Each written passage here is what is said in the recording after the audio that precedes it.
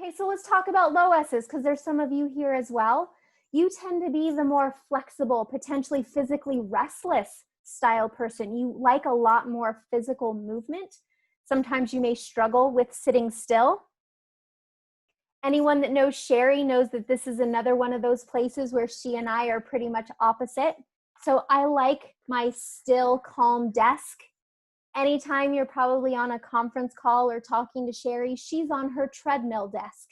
She is never still. She's always moving, even if it's at a pretty slow pace. Like, that's part of what keeps her focused, and part of what keeps her mind focused is the physical movement. You might find this is true for you as well. Oh yeah, invest in a treadmill desk. I'm on it right now. If you're a low S, it will change your life. So what else can cause low S's stress? Well, feeling confined. When your work routine does not have variety in it, when there's things that are just far too structured, or when you're not given enough choice or flexibility. All of these, I don't know, I feel like it just kind of looks like this.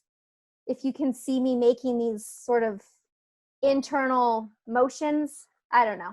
Anyway, all of that really falls under things I think that can be the most stressful for low S's.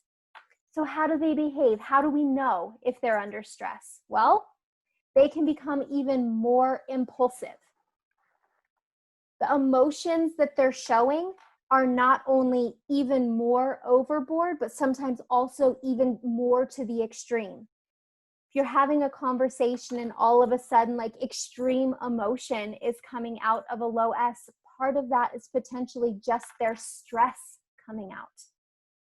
They like to create chaos, because if things are too structured and that's stressful, they need to change it up. They will actually be the instigators of creating that chaos. And sometimes their already restless minds can become really frantic and scattered in how they're trying to explain, or how they're trying to even put words together becomes pretty incoherent. So how can we help them? How can we help relieve our own stress if we're a low S? How can we really help the people in our lives? Well, where can we give them choices? And where is there flexibility in the things that are being done? Again, those activities with some physical movement, or just incorporating movement into what they're doing. In your new remote work from home life, change locations, change rooms. Can you go work from the dining room table? Can you go work from the couch? Can you work, from an office desk? Like, what can you even do to change your physical location?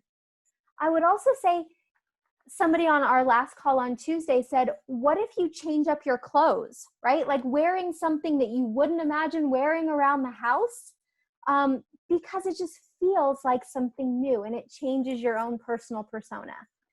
And being able to do something really spontaneous. In this time, we say, yes, make sure that it's safe, but just do something different. What can you do?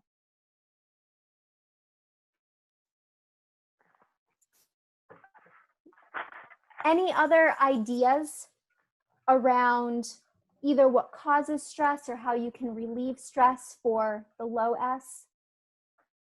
And again, I just want to remind everyone, if you're a low S and none of these feel true for you, or other things also feel true, remember, we're not in a silo. We're not just this one indicator.